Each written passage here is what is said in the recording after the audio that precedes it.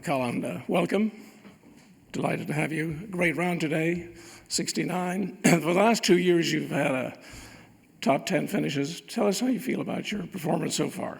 It's been good. If you asked me at the beginning of the week, I'd be one back heading into Sunday. I would have taken that anytime, you give yourself a chance with 18 holes left. That's all you can really do, and everything that you've practiced for. It all comes together tomorrow, hopefully, and, but it's going to be a grind, and I'm looking forward to that. Okay, I'm opening it up here. Let me start. So Zhao-san? Yeah. Hi, Collin. Thank you so much. Given your impressive performance, I think nobody doubts that you'll win another majors, and it's all about win. So do you think the time has come this time? I hope so. Look, tomorrow anything can happen. There's still a lot of guys right beneath us. We don't know what conditions are going to be like. Greens are getting firmer than I've ever seen out here, so it's going to play a lot different than what we've seen kind of the first two rounds. And, it's, but at the end of the day, I know where my head's at. I know what I need to focus on, and I know what needs to be done if I want to, close it off tomorrow. Okay, Sean Martin, please. The putting switch between rounds 1 and 2, just what inspired it, and have you switched putters mid-tournament before? Oh, yeah. Okay. Plenty of times. College was a fun one. I came into this week not putting well, or just not feeling comfortable with the putter I had in my hands, and went full 180, switched to the mallet, switched to the spider, and was feeling great, to be honest. Felt really, really good. Felt better than I've kind of felt all year. But sometimes you don't know how it's going to feel in the tournament, and through that Thursday and then Friday, the morning round, it was just for me to finish the round. I just wanted to get the putter out of my hands because I couldn't get comfortable with it. And thankfully I had a backup, something copy of what I've putted with in the past, pretty much the past year and a half. And, just kind of felt like old times. So it was nice to have that in the bag again. And didn't make, the putts I necessarily wanted today. Missed a few out there, but, everything still feels comfortable. And that's the biggest thing, is feeling comfortable kind of going into tomorrow. Kevin? Collin, when you've been in the mix in major championships, and then it kind of goes away for a while, as it does with everyone, how much does it ache to want to get that feeling back? Yeah, it sucks. I think the last time I was pretty close was probably the U.S. Open in 22 at Brookline. And, they're just different. As a person and as a golfer, you don't know how you're going to react in those situations. Thankfully, I've already been able to win two. So I can kind of go back on those experiences and just take that experience into tomorrow. Doesn't mean tomorrow's going to be a perfect day. It doesn't mean tomorrow's going to go exactly as I planned, but I know how to prep at least leading up to tomorrow. And you do so much work to get to this spot that, it's really just, can you stick to what you've kind of prepped for? And I think I've got a pretty good plan, so hopefully we can execute it tomorrow. James? Collin, you're the only player under par for each of the first three rounds. You seem pretty comfortable out there. Are we now to assume you're back to your 2020, 2021 form? Is that how you feel? It's early on. Hopefully tomorrow, for the sake of me, yes. But it's a work in progress. Golf, there's so many ups and there's so many downs, right? And you don't quite know where you're at every single day, and you just do the best you can to really wake up and just enjoy where you're at. It's been a struggle the past 2 years, and it hasn't been fun, but it's been fun to learn about the game and learn about myself. And but yeah, it's the past few days I've seen some shots that I haven't seen in quite some time, and that's really, really exciting for me, because it's just being able to just point and shoot and find the ball, and hopefully you got a birdie chance. Chip? I'm interested. I read about the putter change, and then apparently there was some swing tweaks earlier this week.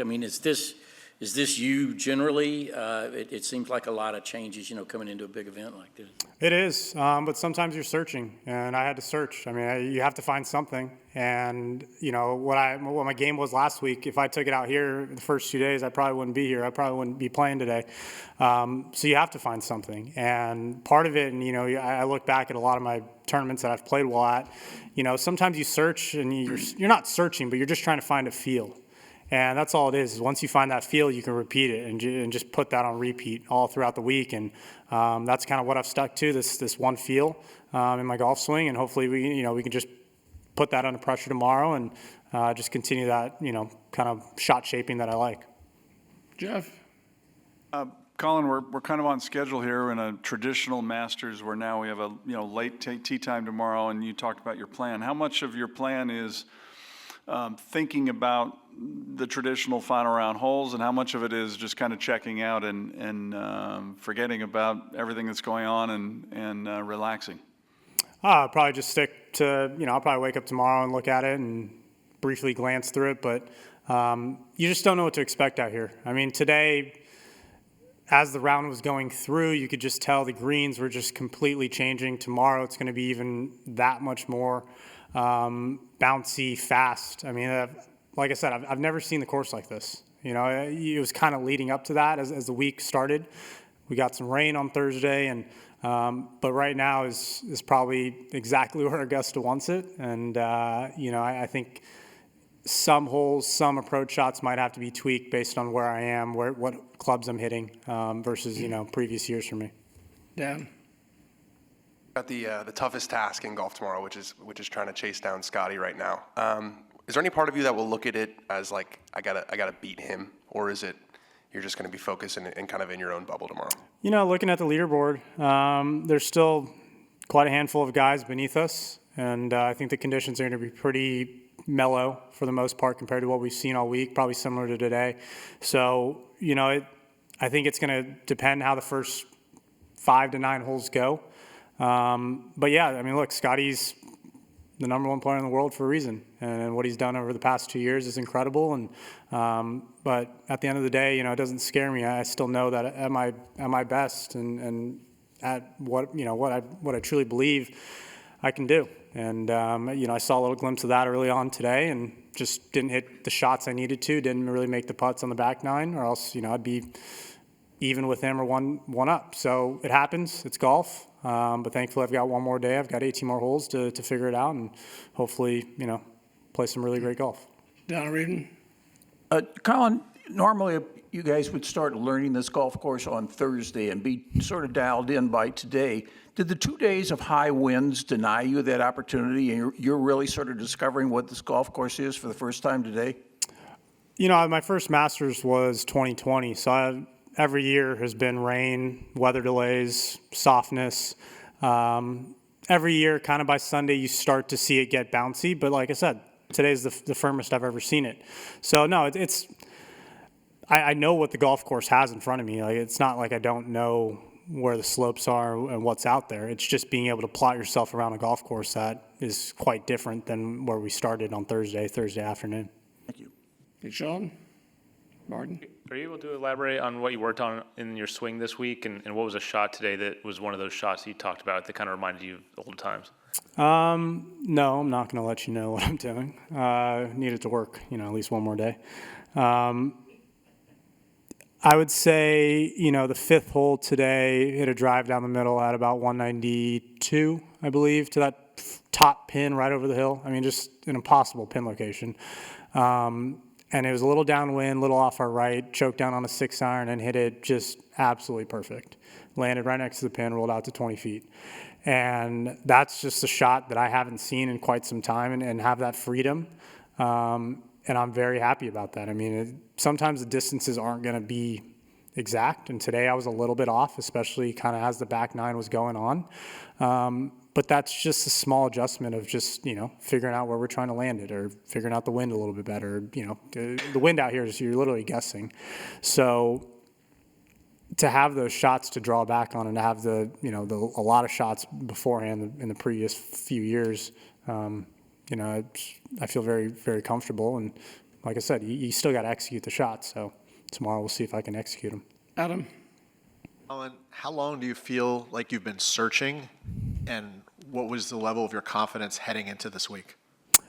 I've been searching probably since the beginning of 22.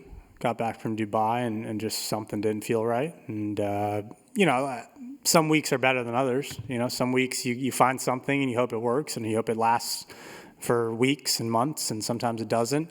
But to have that full freedom, for a nice period of time, it's been a while.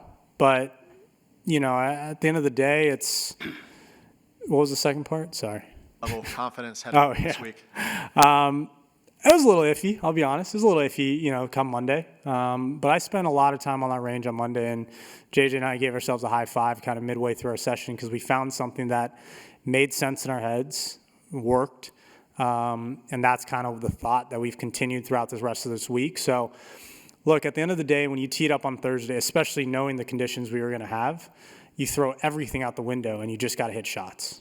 And if you're able to repeat something and you at least know where it's coming out of, at least you know where the start line is and relatively where it's going to curve, you can play shots. For the past month or so, I've just kind of been hitting and hitting aimlessly, so that's kind of hard.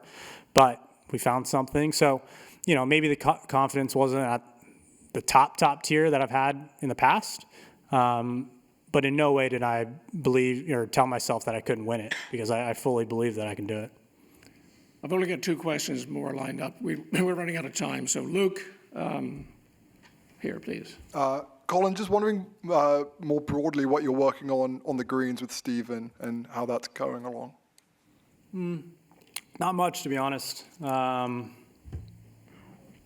Every time we check the stroke on, the mechanics and all that stuff, it looks as good as it ever has. So it's really just being able to see the lines, see the speed, and just stay creative and stay kind of artistic, create that artwork out there. And that's the biggest thing out here, especially, I've been using aim point for just under a year now. And once you get some putts out here, you just can't use them. And it's all feel. So, you just got to be able to see the putts. And I hit some poor-ish putts speed-wise.